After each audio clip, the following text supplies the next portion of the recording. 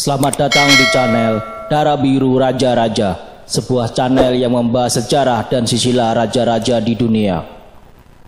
Pada video kali ini kita akan membahas tentang bubarnya daerah istimewa Surakarta dilihat dari sudut pandang raja. Part 2. 7. Status ibu.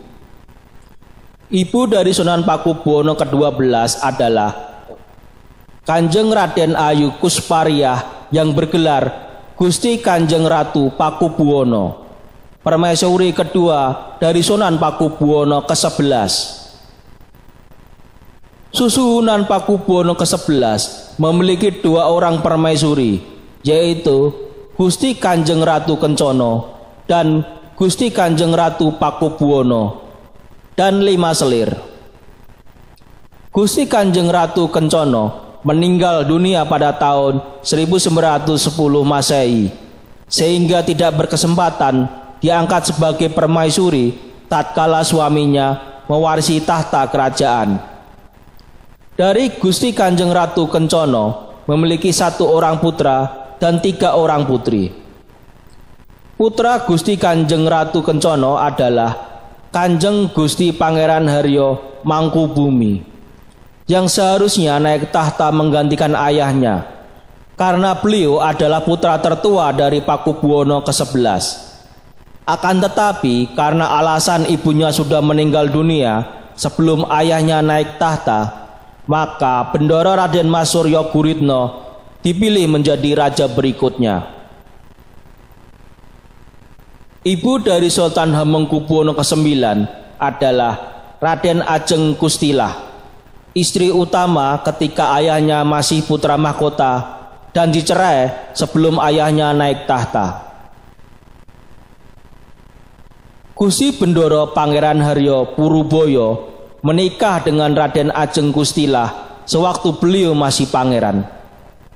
Pada tahun 1915, Gusti Bendoro Pangeran Haryo Puruboyo diangkat menjadi putra mahkota, dan Raden Ayu Kustilah diberi gelar Kanjeng Raden Ayu Adipati Anom. Pada sekitar tahun 1918-1919, Raden Ajeng Kustilah dipulangkan ke rumah ayahnya karena retaknya hubungan Sultan Hamengkubuwono ke-7 dengan menantunya. Ketika Gusti Bendoro Pangeran Haryo Puruboyo naik tahta dengan gelar Sultan Hamengkubuwono ke-8, beliau tidak pernah menunjuk salah satu istri selirnya menjadi permaisuri, sehingga Raden Ayu Kustilah yang pernah menjadi Kanjeng Raden Ayu Adipati Anom dianggap sebagai istri permaisuri walaupun sudah berpisah. Bendoro Raden Mas Doro Jatun menjadi raja karena sebelum meninggal Sultan Hamengkubuwono ke-8 memberikan keris Joko Piturun sebagai simbol penunjukannya sebagai pewaris tahta. Ibu dari Kanjeng Gusti Pangeran Adipati Aryo Mangkunegoro ke-8 adalah Mas Ayu Retno Ningrum, salah satu selir dari Mangkunegoro ke-7. Mangkunegoro ke-7 memiliki permaisuri yang bernama Bendoro Raden Ajeng Mursudaryo yang bergelar Gusti Kanjeng Ratu Timur, putri Hamengkubuwono ke-7. Akan tetapi dari permaisurinya ini hanya memiliki 1 orang putri yang bernama Gusti Raden Ayu Siti Nurul Kamaril Ngasorati Kusumo Wardani atau Gusti Nurul. Dari 6 selirnya, Mangkunegoro ke-7 memiliki 3 orang putra dan 2 orang putri. 3 orang putra itu adalah Bendoro Raden Mas Hamijoyo Saroso, Bendoro Raden Mas Santoso, Bendoro Raden Mas Sanjoyo. Karena Bendoro Raden Mas Hamijoyo Saroso adalah putra tertua dari Mangkunegoro ke-7, maka beliau diangkat menjadi raja setelah ayahnya wafat. Mas Ayu Retno Ningrum, ibu dari Bendoro Raden Mas Hamijoyo Saroso, adalah bangsawan kelas bawah dari golongan bangsawan Mangkunegaran. Tidak ada catatan siapa orang tuanya dan latar belakang dari keluarga besarnya. Ibu dari Kanjeng Gusti Pangeran Adipati Aryo Paku Alam ke-8 adalah Permaisuri Paku Alam ke-7 yang bernama Gusti Bendoro Raden Ayu Retno Puwoso, putri dari Sri Susuhunan Pakubuwono ke-10. Karena putra pertama dari Permaisuri dan Raja Paku Alam ke-7, maka Bendoro Raden Mas Haryo Sularso Kunto Suratno memiliki hak untuk menjadi raja, menggantikan ayahnya sewaktu ayahnya wafat. Dari status keempat ibu raja Jawa ini terlihat ada perbedaan status dari masing-masing raja. Sunan Pakubuwono ke-12, ibunya adalah Permaisuri kedua. Sultan Hamengkubuwono ke-9, putra dari istri utama dari putra mahkota, dan mereka bercerai sebelum ayahnya menjadi raja. Mangkunegara ke-8 adalah putra seorang selir dari bangsawan kelas bawah. Dan Paku Alam ke-8 adalah putra seorang permaisuri dan ibunya adalah putri Sunan Pakubuwono ke-10. Harus diingat bahwa di masa itu seorang masih dipandang dari sudut pandang gelar mereka dan kedudukan dari orang tua mereka. Semakin tinggi gelar dari kedudukan seseorang, maka semakin hormat orang kepadanya.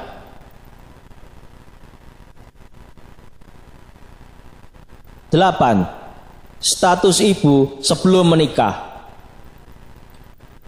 Ibu dari Sunan Pakubuwono ke-12 adalah Kanjeng Raden Ayu Kuspariah. Ketika masih gadis bergelar Raden Ajeng. Raden Ajeng Kuspariah, putri dari Kanjeng Raden Mas Temenggung Puspodiningrat.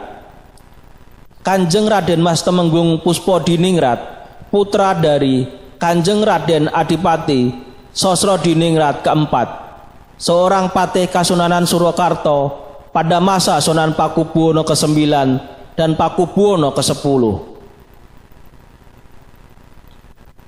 Ibu dari Sultan Hamengkubuwono ke-9 adalah Kanjeng Raden Ayu Adipati Anom Hamengkunegoro.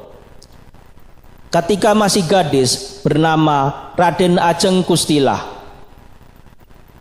Raden Ajeng Kustilah, putri dari Gusti Pangeran Haryo Hadikusumo atau Kanjeng Gusti Pangeran Adipati Mangkubumi. Kanjeng Gusti Pangeran Adipati Mangkubumi, putra Gusti Raden Mas Mustojo atau Kanjeng Sultan Hamengkubuwono ke-6 atau Sinuhun Mangkubumi. Ibu dari Kanjeng Gusti Pangeran Adipati Aryo Mangkunegoro ke-8 adalah Mas Ayu Retno Ningrum. Ketika masih gadis, gelarnya tidak ada catatan dan orang tuanya juga tidak ada catatan. Apakah beliau ketika gadis bergelar Mas Ajeng sehingga setelah menikah gelarnya menjadi Mas Ayu, atau setelah menikah dengan Mangkunegoro ke-7 kemudian diberi gelar Mas Ayu? Ibu dari Kanjeng Gusti Pangeran Adipati Aryo Paku Alam ke-8 adalah Gusti Bendoro Raden Ayu Retno Puwoso, putri dari Sri Susuhunan Pakubuwono ke-10 dan Bendoro Raden Ayu Purnomo. Dari keempat raja tersebut, Ibu Sunan Pakubuwono ke-12, Sultan Hamengkubuwono ke-9, Kanjeng Gusti Pangeran Adipati Aryo Paku Alam ke-8 terlahir dari ibu yang memiliki kedudukan kebangsawanan yang tinggi. Sedangkan ibu dari Kanjeng Gusti Pangeran Adipati Aryo Mangkunegoro ke-8 dari golongan masyarakat biasa atau dari bangsawan kelas rendah. Di masa dulu, semakin tinggi gelar seseorang, maka dia memiliki akses pendidikan yang bagus dan memiliki wawasan ilmu pengetahuan yang baik. 9. Masa naik tahta.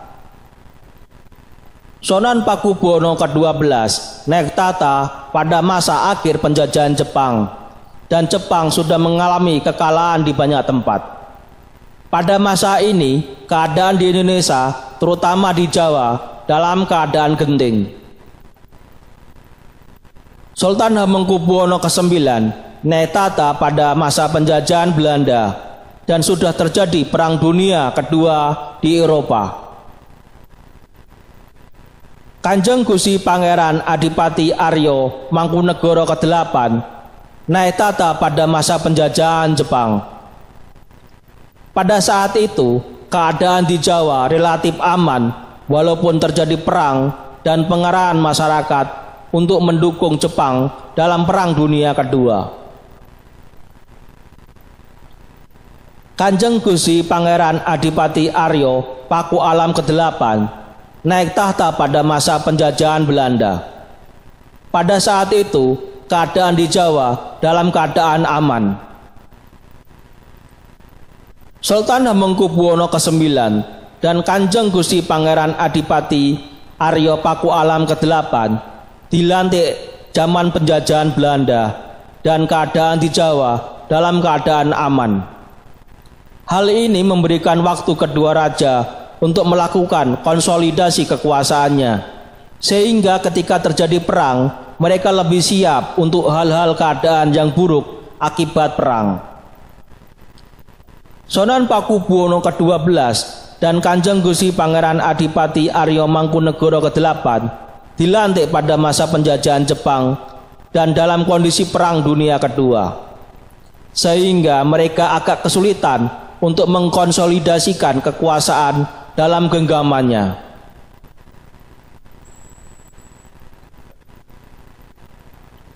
10. Patih pada tahun 1945. Sunan Pakubuwono ke-12 memiliki patih. Sultan Hamengkubuwono ke-9 tidak memiliki patih. Kanjeng Gusti Pangeran Adipati Aryo Mangkunegoro ke-8 memiliki patih. Kanjeng Gusti Pangeran Adipati Aryo Paku Alam ke-8 memiliki patih. Dari data ini, Sunan Pakubuwono ke-12, Mangkunegoro ke-8, dan Paku Alam ke-8 memiliki patih. Sedangkan Sultan Hamengkubuwono ke-9 tidak memiliki patih lagi setelah Patih Danurejo ke-7 mengundurkan diri pada tahun 1942. Pada masa penjajahan Belanda, patih memiliki dua orang tuan, yaitu Raja dan Belanda. Kalau patih terlalu dekat dengan Belanda, maka dalam beberapa kejadian mereka berkonflik langsung dengan raja. Dengan tidak adanya patih di Kesultanan Yogyakarta, Sultan memegang penuh pemerintahan dan memiliki kontrol kekuasaan di Kesultanan Yogyakarta. Patih di Pura Mangkunegaran dan Pura Paku Alaman memiliki hubungan yang baik dan tunduk kepada penguasa pura.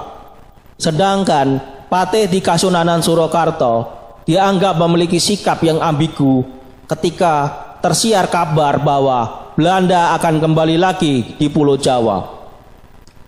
Hal inilah yang mematik reaksi masyarakat dan adanya gerakan anti suap raja di wilayah Kasunanan Surakarta.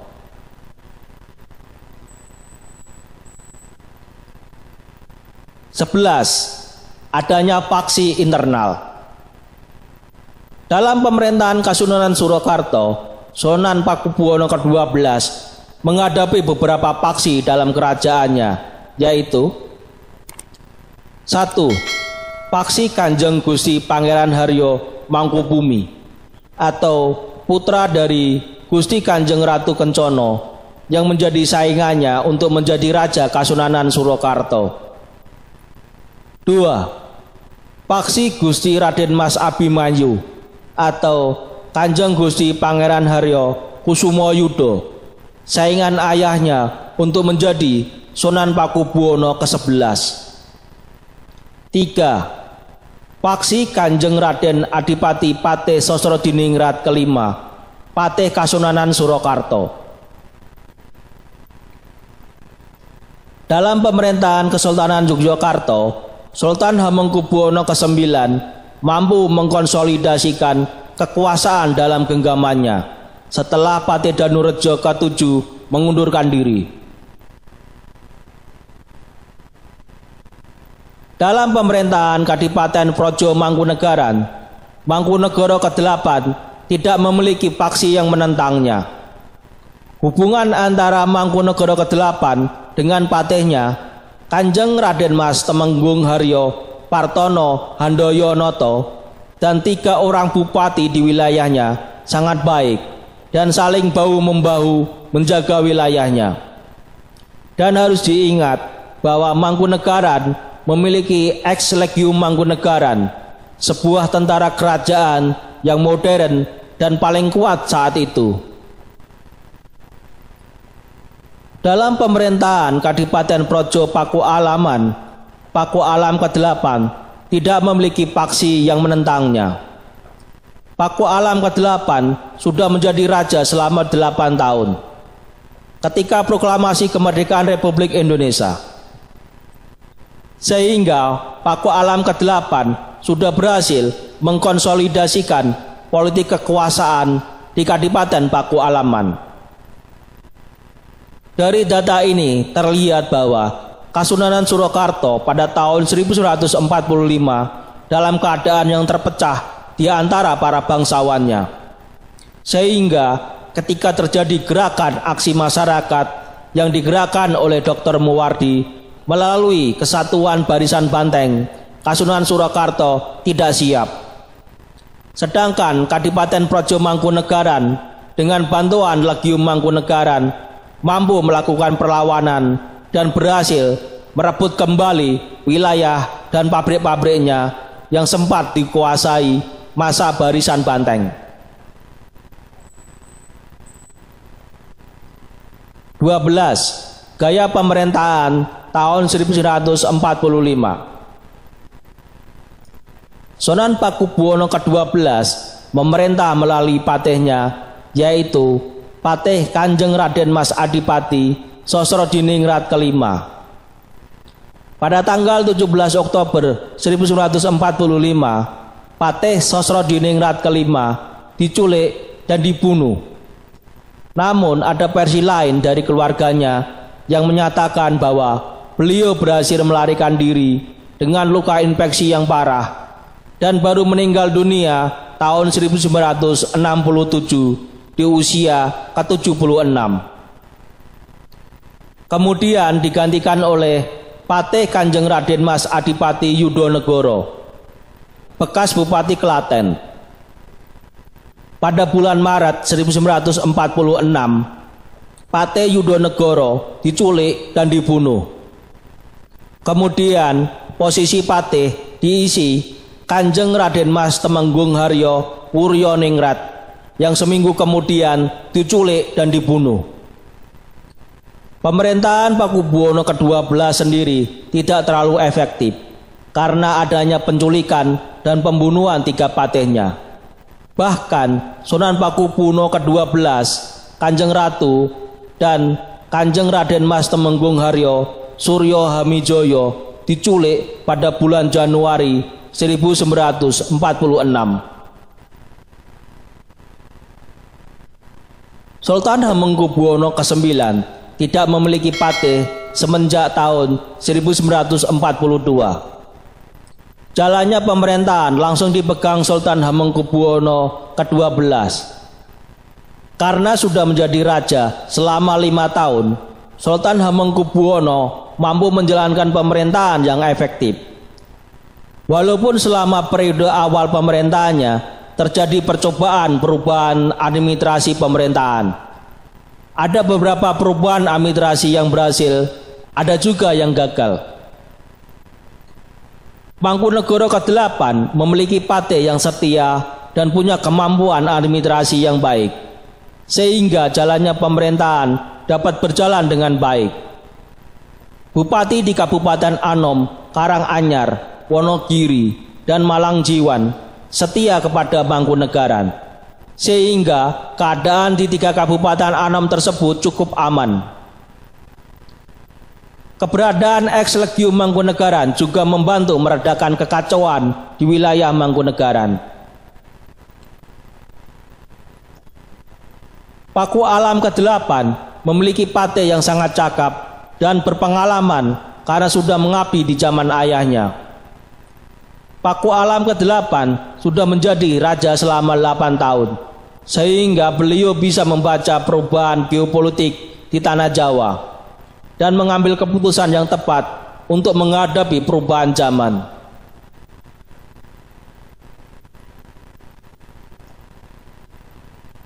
Dari ke-12 faktor inilah yang membuat perbedaan dari masing-masing raja Jawa pada masa tahun 1945-an dan akhirnya menentukan perbedaan nasib daerah istimewa Surakarta dan daerah istimewa Yogyakarta.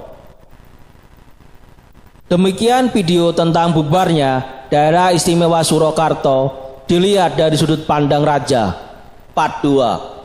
Semoga bisa menambah wawasan dan ilmu pengetahuan bagi yang menonton video ini. Sampai jumpa lagi di video berikutnya. Terima kasih.